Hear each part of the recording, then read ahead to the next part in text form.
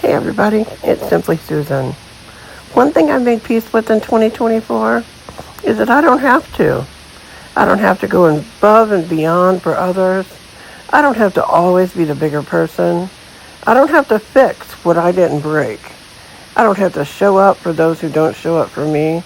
And I definitely don't have to sacrifice my happiness to please everyone else. So here's to an amazing 2025. God bless you all, and I love you.